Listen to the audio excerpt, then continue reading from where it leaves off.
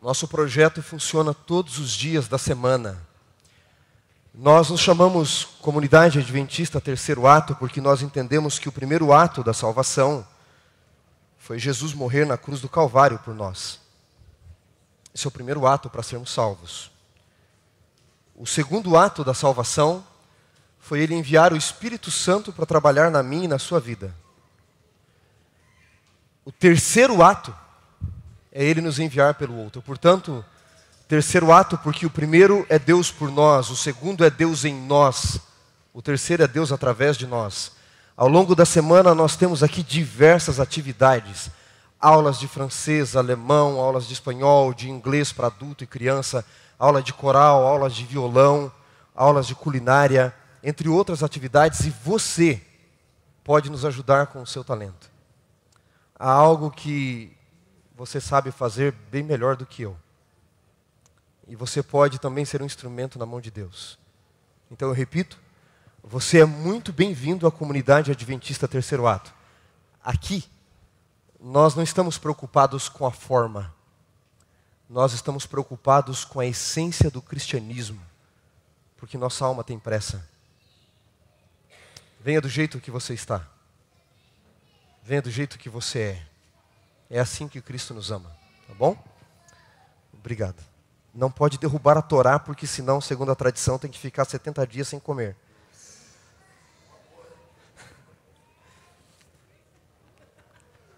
É muito material, né? Reflexo tá bom. Senhores, nós estamos numa série sobre a Bíblia.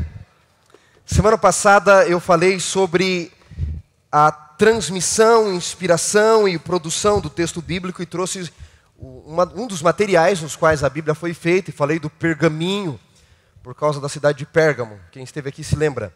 E eu fiquei de explicar para vocês o porquê deste pergaminho. Eu queria muito encontrar esse papiro. Queria muito encontrar esse papiro. Eu estava fazendo a travessia do Cairo para o deserto do Sinai, e tem muitas paradas para você ir ao banheiro. São os morrinhos de areia, os matos poucos que você encontra.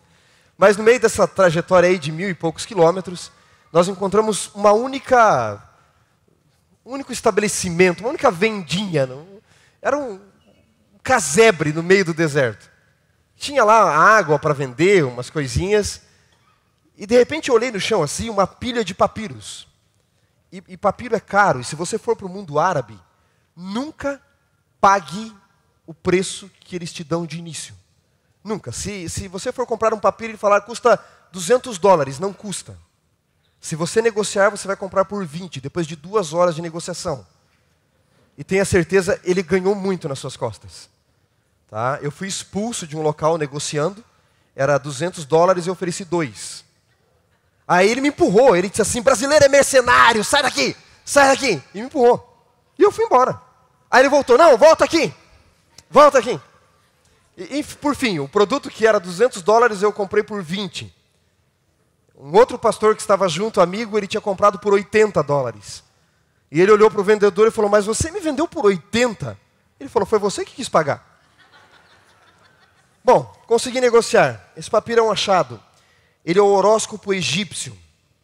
Há muito mais influência para contar a história da salvação nas constelações e nos astros do que a gente imagina. Flávio Joséfo, no seu livro História dos Hebreus, há uma passagem onde ele diz que Adão, antes de morrer, Adão viveu 939 anos, não existia escrita, a memória era muito boa, pouco antes de morrer, Adão sabia que os seus filhos iriam se esquecer da história da redenção. Então Adão, em sua grande inteligência e criatividade, ele fez desenhos nas estrelas. Tem que ser muito criativo. Quem é desbravador aqui? Tem desbravadores aqui? Tem que ser muito criativo para enxergar desenho nas estrelas, não tem? Mas tem. E adivinha quem fez? Adão. E nas estrelas, Flávio Joséfo diz isso, nas estrelas ele desenhou a história da redenção. O que é que Deus havia dito para Adão e para sua esposa? Colocarei inimizade falando para a serpente, entre ti e a mulher, entre a sua descendência, os seus descendentes, e o descendente da mulher. Você vai lhe ferir o calcanhar e ele vai esmagar a sua cabeça, não foi? Está lá em Gênesis 3, a promessa de um redentor. Então, a promessa da redenção era feita pela serpente lutando contra um guerreiro, contra um descendente de Adão. E aqui, vocês têm exatamente, vocês não vão conseguir enxergar, neste ponto, perdi o ponto, aqui, neste ponto do mapa do horóscopo egípcio, você tem aonde para nós seria a constelação de Órion, onde estão as Três Marias, que é o cinturão do soldado, tá? Você tem, na cultura egípcia, um soldado expulsando um dragão voador do céu. Nos horóscopos da Mesopotâmia, você tem o mesmo desenho. Ou o soldado está esmagando a cabeça de um dragão, ou expulsando um dragão do céu. O que Apocalipse 12:7 diz? Houve guerra no céu. Miguel lutou contra o dragão. Lutaram o dragão e seus anjos. Mas não prevaleceram, foram expulsos do céu. Ou seja, as culturas preservaram aquilo que Adão havia dito. Tá? No outro que eu fiquei de explicar para vocês, que eu disse que ajudava a explicar temas da Bíblia, não está o outro aqui. Ah, está ali. Ao vivo é assim mesmo. Esse daqui é o julgamento de Anubis, mas eu acho que eu já até expliquei semana passada, onde eles colocam o coração de pedra, julgados pela pena de Ista. E se o coração pesar mais que a pedra, você não entra para o céu egípcio, para o paraíso. Então o que os egípcios faziam? Sabendo que iriam passar por esse julgamento, eles trocavam o coração por um escaravelho. Então quando você ia para o julgamento, né, os deuses egípcios perguntavam: e aí, você pecou? Não. Você mentiu? Não. Você foi corintiano? Não. Então você vai para o céu. Não tem corintiano aqui, né?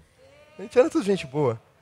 Eles endureciam o coração para enganar a Deus. Quando você lê Gênesis, o que Faraó faz para enganar a Deus? Endureceu o Faraó o seu coração. Okay?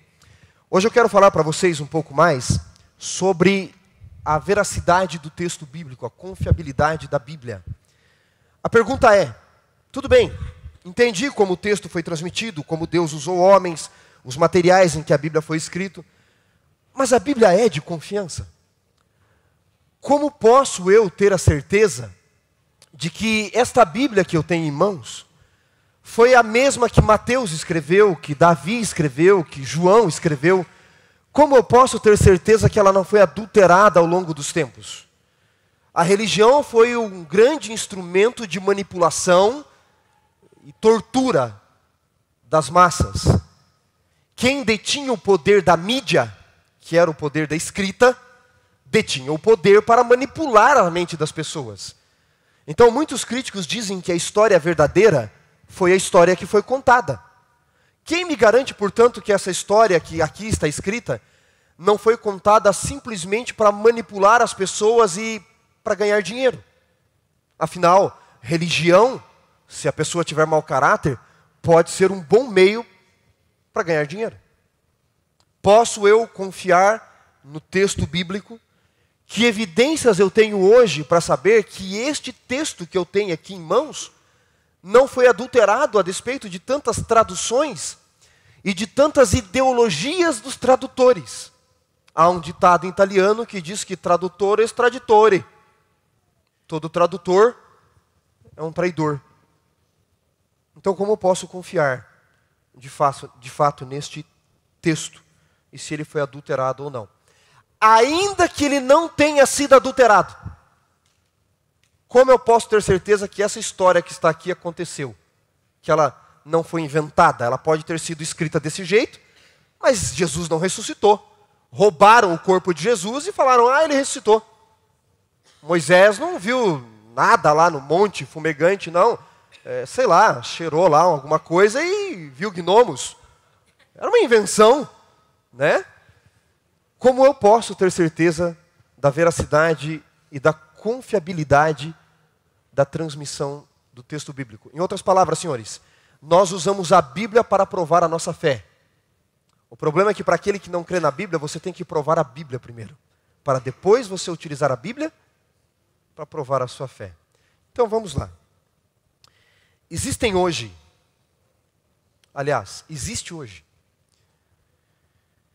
uma ciência à disposição para provarmos a veracidade do texto bíblico. É o que nós chamamos de hermenêutica.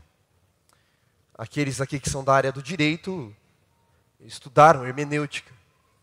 Hermenêutica vem por causa do mito do deus Hermes, aquele deus que tinha asinhas nos pés, e transmitia e interpretava a mensagem dos deuses.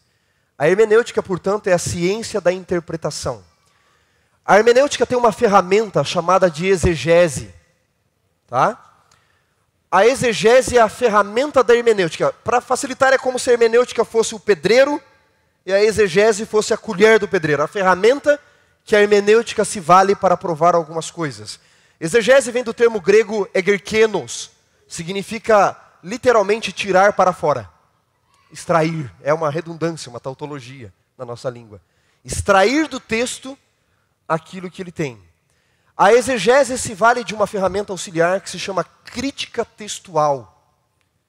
São ferramentas que eu tenho para provar a veracidade do texto bíblico. Fábio, tem na minha bolsa uma Bíblia de capinha vermelha? The Greek New Testament, está escrito na capa. Essas ferramentas, essas ciências que eu mencionei para vocês, muito obrigado. Elas foram reunidas num só lugar. Nós temos hoje, encontrados, datados, estudados, mais de 5.500 manuscritos da Bíblia. Documentos antigos que foram encontrados, os rolos do Mar Morto, outros papiros, o Códice Sinaítico, o Códice Vaticano, o Códice Alexandrino. O que acontece? Quando escreveram os textos bíblicos em pergaminho, em papiro, as pessoas liam isoladamente em alguns lugares, certo? Com o passar do tempo, o cristianismo, especialmente, falando do Novo Testamento, foi aumentando, e eles viram a necessidade que os conversos lessem outros textos que estavam sendo lidos em outros lugares. Era muito caro escrever, não havia assim, impressoras, cópias, nada disso. Tá? Então o que eles fizeram? Os copistas, que eram uma profissão muito séria, copiaram os originais de Mateus, de Marcos, de Lucas, de João, e reuniram esses livros. A reunião desses livros foi chamada Códice. Alguns deles datam de 200 da era cristã. Considerando que o Evangelho de João foi escrito no ano 100 anos depois, eles já estavam todos reunidos. Existem pergaminhos e papiros antiguíssimos de partes da Bíblia que foram encontrados, datados, estudados e averiguados. Aqueles que não tinham o que fazer da vida foram estudar esses textos, sabe? Medir cada texto, se a letra servia certinho naquele lugar, se a escrita era parecida com de tal comunidade. Fizeram tudo para a gente já. Está tudo reunido aqui. Tudo reunido aqui. Isso aqui é uma versão antiga, inclusive. E ele tem que vir com um manual para a gente poder entender. Porque cada sigla, eu vou passar para vocês verem, cada letrinha minúscula tem uma datação e a confiabilidade. Existe um curso para a gente aprender a ler isso daqui. Tá? Isso aqui é o Novo Testamento em grego, o aparato crítico que a gente chama. É um livrinho pequenininho, mas vocês não fazem ideia do poder desse livro. Vou dar um exemplo para vocês de documento antigo. O Evangelho de João foi escrito por volta do ano 100, provavelmente ali no ano 100. O documento mais antigo que nós temos do Evangelho de João, P52, esse é o nome dele, se não me falha, está em posse do British Museum. Ele é datado do ano 125, veja, 25 anos depois, este documento de João já existia. E quando eu pego esses documentos antigos, senhores, e comparo esses documentos com a Bíblia que eu e você temos hoje, eles são 99% idênticos. Você, não estou dizendo que é certo, né? Mas se você pudesse jogar aí numa aposta que ganha mais de 100 milhões com 99% de chance, você arriscaria se fosse lícito moralmente? Sim ou não?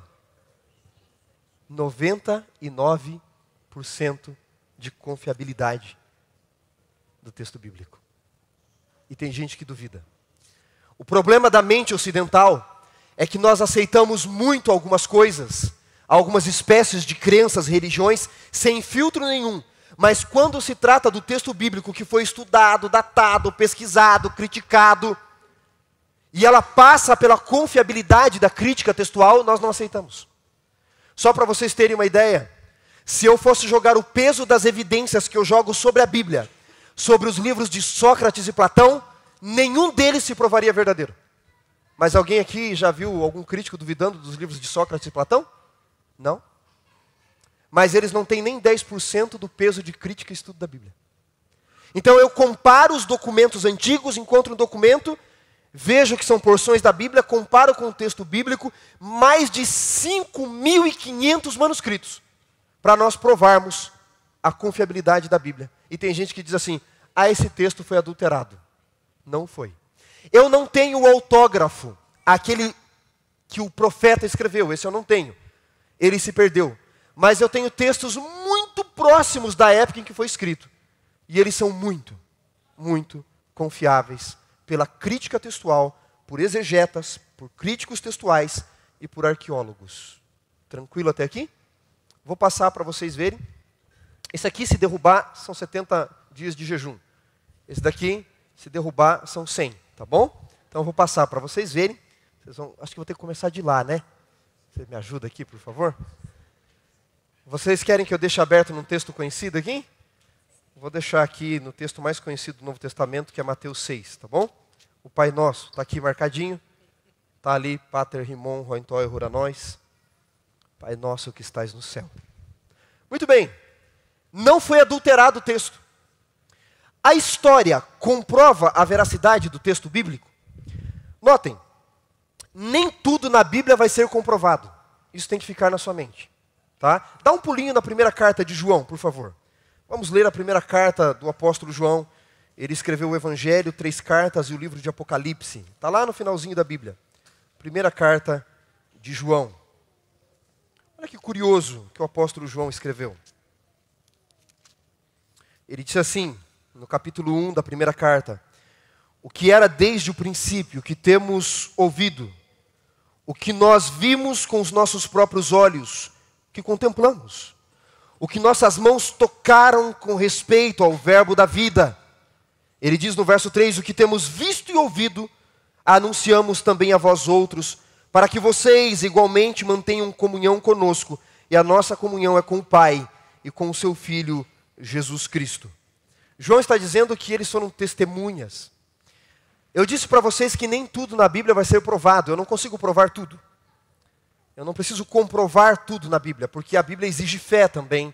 Assim como em muitas coisas que eu acredito, que eu acho que são científicas, eu não posso reproduzir em laboratório como a própria teoria da evolução. Não dá para reproduzir. Pode existir evidências, mas não dá para reproduzir. Eu não consigo reproduzir, por exemplo, a criação. Eu não consigo provar para você como é que uma virgem, ela pode ter um filho. Isso exige fé também. Agora, no mundo do direito, nós falamos muito de a palavra pública, autoridade pública. Vou dar um exemplo para vocês. Se chegar uma multa na sua casa, porque um guarda de trânsito disse que você estava dirigindo no celular, mas não tem foto, não tem câmera, é só você e ele. Você diz, eu não estava. Ele diz, estava. Você não tem como provar que não estava, ele não tem como provar que estava. Vale a palavra de quem? Do guarda. Porque ele tem fé pública. A palavra dele vale mais que a sua no exercício da profissão. Porque ele é uma autoridade. E a autoridade, neste âmbito, não precisa provar a palavra. Veja, Deus é a autoridade maior do universo, não é? Se eu tiver que toda hora ficar provando a palavra de Deus, ele deixa de ser o quê? Autoridade. A fé também é necessária. Fé não é fideísmo. Fideísmo é a fé burra. Fideísmo é a fé cega. Fé, ela tem bases em evidências. E nós temos evidências de muita coisa que aconteceu na Bíblia. Muitos críticos diziam, por exemplo, que Nabucodonosor, que é mencionado o tempo todo no Antigo Testamento, ou em grande parte do livro de Daniel, ele nunca tinha existido, porque não achavam nenhuma evidência histórica de que ele tinha existido. E os críticos diziam, tá vendo? A Bíblia mentiu, inventou um personagem, uma história fictícia. Até que descobriram os portais de Ishita. E tinha várias pedrinhas com o nome Rei Nabucodonosor, Rei Nabucodonosor, Rei Nabucodonosor. Aí os críticos disseram, a Bíblia estava certa. Disseram que Pilatos nunca tinha existido. Não havia evidências romanas, não havia evidências arqueológicas. Pilatos julgou Jesus, a história de Jesus foi inventada. Até que ali por volta da década de 80, 70 mais ou menos, estavam escavando a cidade de Cesareia Marítima e descobriram uma pedra que está lá hoje, gigantesca, deste tamanho, escrito lá Pôncio Pilatos, governador da Judéia, do ano tal ao ano tal. Então, evidências arqueológicas, Historiadores que não eram bíblicos, eles provam também muitas ocorrências e lugares da Bíblia. Mas a grande questão bíblica, que eu falei semana passada, lembram do Bereshit? Quem é o Bereshit? No princípio não é um tempo, no princípio é o quê? É uma pessoa, da mente hebraica, é Jesus. A Bíblia foi escrita para falar de Jesus. A história de Jesus foi inventada? Era ele Deus vindo do céu, nascido de uma virgem? Isso é o centro da religião cristã. Ou ele foi apenas um bom mestre, um bom revolucionário, alá Che Guevara, Fidel Castro, Mahatma Gandhi, Maomé? Quem foi Jesus? Um grande ensinador? Um profeta dos seus tempos, um oráculo? Ou ele foi Deus vindo do céu? Será que não inventaram a história de Jesus? Vamos imaginar que a história de Jesus tivesse sido inventada, que Jesus não existiu como ele existiu. Deixa eu pontuar uma coisa aqui, senhores. Nenhum acadêmico de bom senso dirá que não existiu o personagem histórico Jesus Cristo. Já é comprovado pela história e pela arqueologia que há pouco mais de 2000 anos existiu um homem chamado Jesus de Nazaré, que teve 12 discípulos, filho de José e Maria, irmão de Tiago, e que morreu crucificado pelos romanos sob Pôncio Pilatos. A grande questão não é se Jesus existiu, a grande questão é como ele existiu. Ele existiu, mas ele era um curandeiro, ele era um revolucionário, ele era um bom orador, que atraiu multidões, mas ele não era Deus. Porque a diferença do cristianismo para todas as outras religiões é essa. Nenhum fundador de alguma outra religião disse: eu sou o Jeová que veio do céu, eu sou o Deus que veio do céu, eu sou o Deus que pisou na terra. Maomé não diz ser Deus. Outras religiões também não. Eles podem até ser filhos, representantes, transcendências, mas Jesus disse: eu sou o que sou.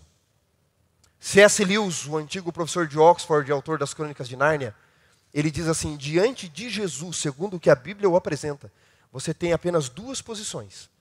Ou você faz como Tomé, se ajoelha diante dele e diz: Senhor meu e Deus meu, ou você cospe em sua face, esbofeteia sua face e diz: louco.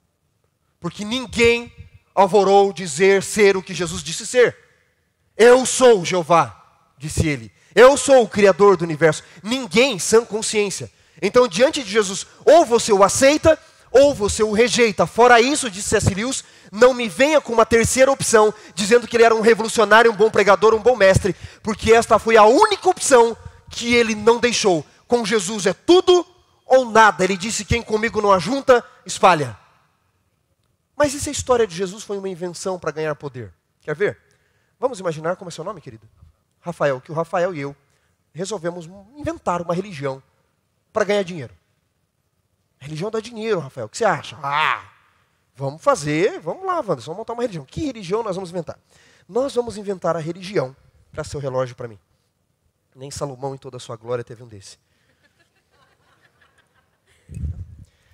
Nós vamos inventar a religião, Rafael, do relógio que desceu do céu.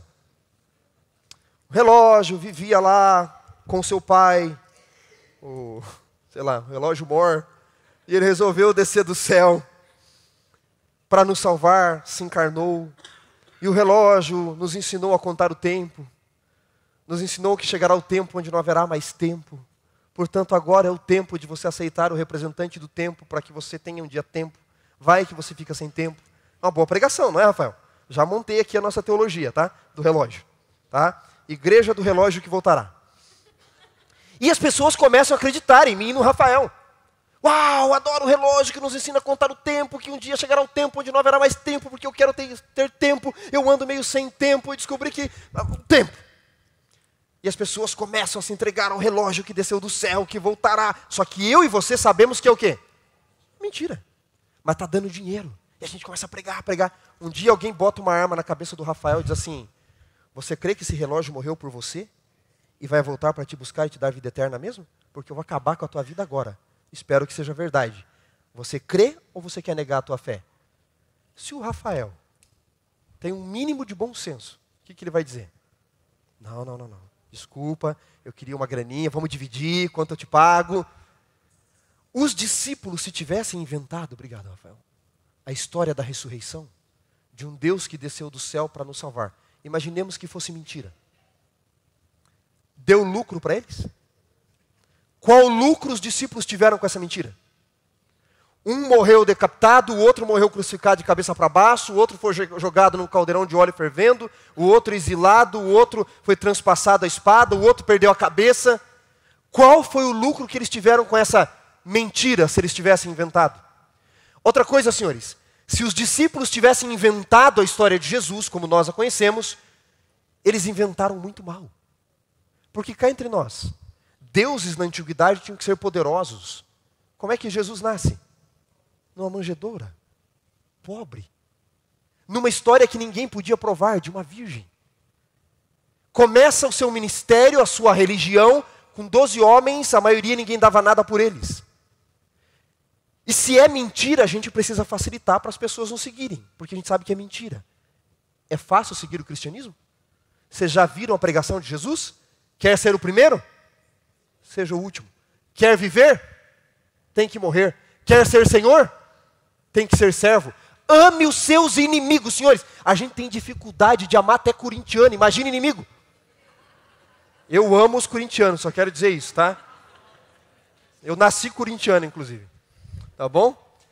Senhores, a pregação do cristianismo sempre foi difícil de seguir. Se era uma invenção, inventaram mal e colocaram exigências difíceis para a época. E como é que esse Deus suposto termina a vida? Abandonado por todos e morto numa cruz. Que Deus derrotado. Se eles inventaram mal. Mas e se ainda assim tudo deu errado e eles resolveram roubar o corpo de Jesus para forjar a religião, Rafael? Quando alguém colocou uma espada na cabeça deles, eles diriam não. Agora eles estavam tão convictos do que eles pregavam, do que eles viram, que eles disseram, pode nos matar, porque nós cremos no que nós estamos pregando. Não tiveram lucro, a história parecia ser mal contada, exigências demais, e preferiram morrer por aquilo que eles pregavam, sabendo que eles eram judeus, uma religião que você não sai assim, resolvi não ser judeu hoje. Você não abandona o judaísmo e parte para uma outra religião, a não ser que algo tenha acontecido. Ou seja, as evidências externas da Bíblia, as evidências internas da Bíblia, os testemunhos de historiadores como Flávio Joséfo, Suetônio, Plínio, Moço, pessoas que algumas delas não tinham nada a ver com o cristianismo e falaram de Jesus, nos mostram que faz pouco mais de 2000 anos, como disse C.S. Lewis, que o Filho de Deus se fez homem, para os homens se tornarem filhos de Deus. Faz pouco mais de 2000 anos que ele entrou na história do mundo para impactar a história do mundo. A Bíblia é de confiança porque nenhum livro foi estudado, criticado, pesquisado, debatido, procurado, perseguido como ela. É um best-seller. As evidências históricas da Bíblia são mais fortes que as de Platão, de Sócrates e até de Alexandre o Grande. Mas sabe, como diz Ravi Zacarias, qual é o problema da nossa mente?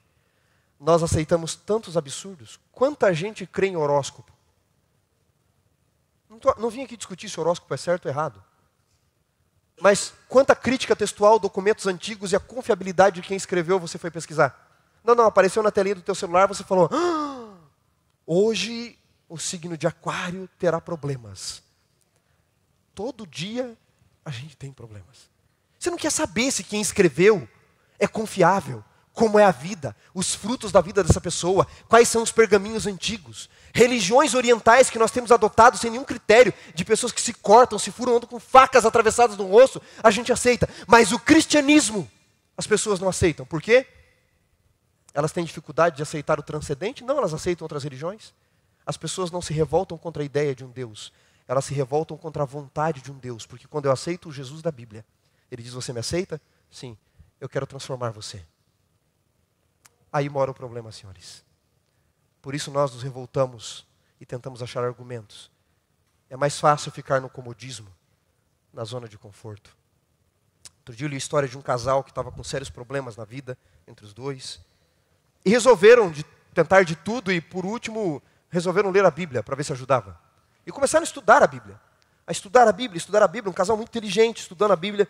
Depois de um mês de estudo, o marido olhou para a esposa e disse assim, querida, se esse livro estiver certo, nós estamos errados. Continuaram estudando a Bíblia. Depois de 2 meses ele disse, querida, se esse livro estiver certo, nós estamos perdidos. Continuaram estudando a Bíblia. Depois de 3 meses ele disse, querida, se esse livro estiver certo, nós podemos ser salvos. A Bíblia é uma carta de amor de Deus para você. Estudada, criticada, debatida. Mas acima de tudo, a Bíblia é uma carta de amor. Hoje a gente não recebe mais cartas, né? Quem aqui já escreveu carta? Só para eu saber se você é novinho ou não. Baixou a mão, alguns, né? Eu ouvi falar que carta existiu, é verdade? Eu já escrevi muitas cartas. Você já recebeu alguma carta de amor? Você já recebeu alguma mensagem de amor? Como é que a gente... Passamos os dias dos namorados agora, esses dias, né? Eu até postei lá na minha rede social o seguinte, por que eu tenho que passar o dia dos namorados com uma namorada? Eu não passo o dia da árvore com uma árvore, não passo o dia do índio com um índio, e não passo o dia de finados com um defunto. Vou passar sozinho, né? Mas isso aí é dor no coração de quem está só. Não, a gente tem que ser feliz com a gente mesmo, não tem problema nenhum em você ser só. A felicidade não está no outro. A felicidade não está no teu filho, não está no cônjuge, não está no namorado, não está no crush. Está em você e em Deus. Mas veja, é bom receber mensagens de amor, não é? Especialmente de quem você... Tem uma quedinha ali, né? É legal ou não é? Quando você recebe uma mensagem de amor de alguém que você gosta, de alguém que você admira, de alguém que você se interessa, o que você faz? Esconde? Hã? Não. Hoje, se fosse carta, você lia o tempo todo, né? Primeira coisa, para a pessoa não apagar, você já tira um print, né? Vai que apaga, que ela se arrepende, né? Então já printa tudo, né? Aí você abre assim e fala, não, vou ler de novo, não é possível que é para mim. Deve ter mandado errado. Uau! Eu sou tudo isso. Aí eu chego, esqueci seu nome, Rafael. Rafael. Olha aqui, não conta para ninguém, Rafael, que eu vou mostrar para você agora, tá? O Rafael fala assim, não, sim, que orgulho de você. Mas eu mostro só para o Rafael, que é meu amigo? Não, eu tenho meu outro amigo, quem? O Johnny, você não vai acreditar, cara. E aí, eu chego e leio de novo. É para mim mesmo. Uau! Porque você ama quem escreve. Se é de alguém que você não ama, o que você faz? Bloqueia, né? Vocês são terríveis. Pior do que bloquear é visualizar. E dói. Mulheres, vocês não sabem como dói. A gente até chora. À noite, antes de dormir, o que você faz com aquela mensagem? Você já decorou a carta. Aí você lê de novo. E guarda ela, um dia ela vai ser útil para você. Vai que dá certo, um dia a pessoa diz, olha, eu estou em dúvida, você diz, lê aqui ó, o que você escreveu. Princípios do direito. Por que você lê tanto? A carta, a mensagem? Porque é de amor. Quando é o banco cobrando a gente nem lê muito, né? Já apaga logo. Né? Não é de amor. A Bíblia, esteja ela na tela do teu celular, esteja ela num papel de seda, no seu tablet. A Bíblia é uma mensagem de amor para Deus gritar ao seu coração, dizendo, filho, eu amo você. Eu amo você. Você foi feito à minha imagem. E eu não faço nada imperfeito. Embora você se sinta imperfeito muitas vezes. Você foi feito à minha imagem. Creia em mim. Confie na Bíblia. Confie em mim. Vamos encerrar com João 3,16. Eu sei que você conhece de cor.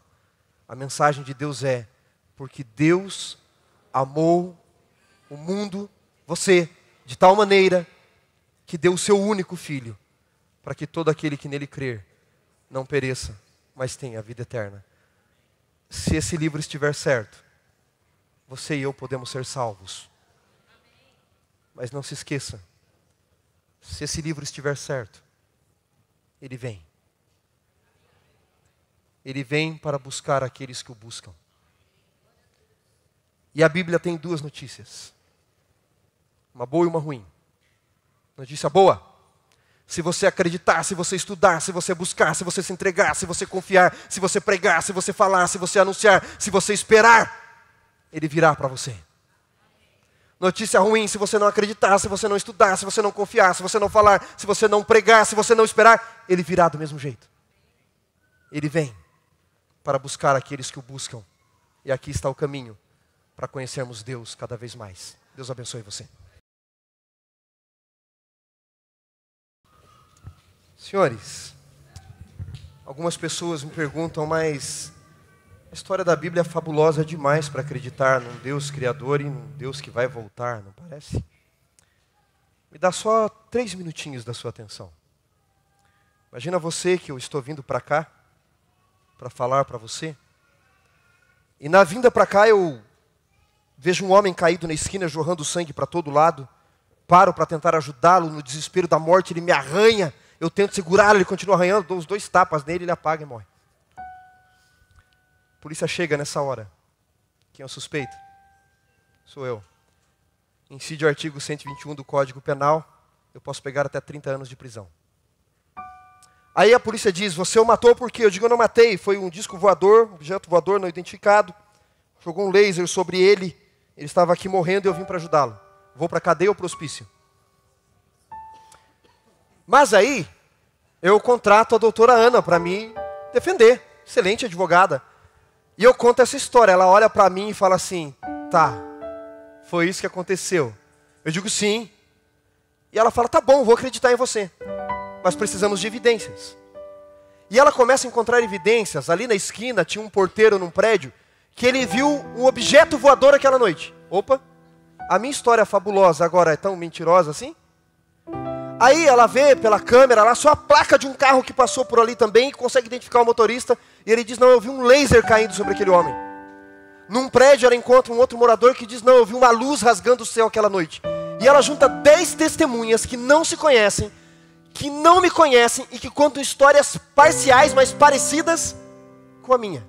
A minha história, aquela loucura, agora com 10 testemunhas que não se conhecem entre si, tem chance de ser verdadeira? Por quê? Ah, porque tem outras opiniões que não se conhecem. E embora a testemunha seja prostituta das provas, ela pode definir um caso.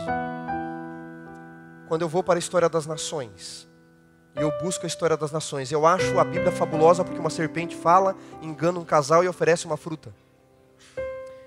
Promete um Messias, um dilúvio universal, depois um Messias que virá 2 vezes para nos salvar. Eu vou para a história das nações no Egito, na Mesopotâmia, eu vou para a história grega, eu vou para a história dos incas, dos maias, e eu encontro elementos da mesma história, só para vocês terem uma ideia. Os maias dizem que o mundo foi originado por um Deus, ele criou um homem chamado, um semideus chamado Quetzalcóatl, que foi enganado por uma serpente voadora, para tomar um vinho que ele não podia tomar e o pecado entrou no mundo. Lembra alguma coisa? Lembra a história do Gênesis. E assim em todas as culturas. E em muitas delas, inclusive os romanos, havia a promessa de um Messias, um Redentor que viria. Suetônio escreve isso na vida dos 12 Césares, que os romanos esperavam uma espécie de Messias. Ele vem, ele veio uma primeira vez, e ele virá para nos buscar, e isso está contado não só na Bíblia, mas há elementos na história das nações. Ele vem para buscar aqueles que o buscam. Feche seus olhos. Pai, obrigado pela oportunidade de testarmos a Bíblia. Porque a dúvida é o princípio da crença. Não podemos defender e crer em nada que antes nós mesmos não testamos, não criticamos, não averiguamos. Nós não temos fideísmo. Não é uma fé cega, uma fé burra. É uma fé norteada por evidências de textos antigos, da arqueologia, da história, da crítica textual. Nenhum livro na história foi tão criticado, estudado, perseguido e debatido como a Bíblia. E ela subsiste, ela está aqui. Nenhum outro livro, nenhuma outra ideologia, nenhum outro personagem histórico sobreviveria às críticas que a Bíblia enfrentou. Mas ela está aqui para nos contar a história de um Deus de amor, que veio uma vez para morrer por nós e uma segunda vez para nos resgatar. Ele vem. Esse é o tema central da Bíblia. Jesus, sempre vindo, o Novo Testamento dizia, ele virá, o Novo Testamento disse, ele veio. O Apocalipse diz que Ele virá uma segunda vez. Mas o Senhor vem para buscar aqueles que o buscam. Portanto, nós queremos buscar ao Senhor em nossas limitações, em nossas falhas, mas buscar ao Senhor. Que o Senhor faça morada em nós. Que o Senhor nos perdoe, que o Senhor nos abençoe. Precisamos de Ti, Jesus. E assim oramos agradecidos porque o Senhor nos ama. Em Teu nome. Amém.